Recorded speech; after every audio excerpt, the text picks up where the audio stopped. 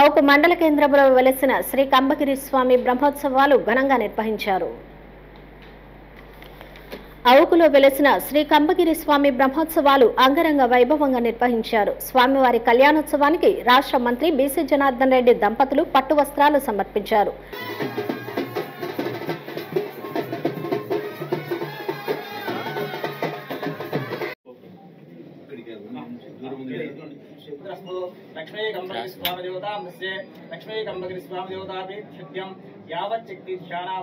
అనంతరం ఆలయంలో స్వామివారికి ప్రత్యేక పూజలు నిర్వహించారు. ఆలయ పండితులు ఘన స్వాగతం పలికి ఆశీర్వచనం చేశారు.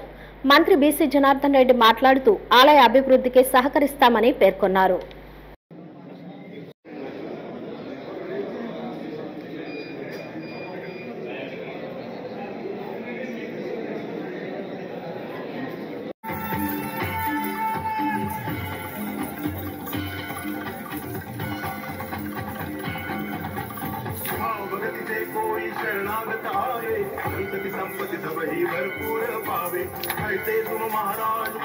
లక్ష్మీ కంబగిరి స్వామి తిరునాళ్ళ సంబంధంగా సంబరాలు చేసుకునేటువంటి సంబంధంలో ఈరోజు స్వామివారిని దర్శనం చేసుకోవడం చాలా సంతోషంగా ఉంది.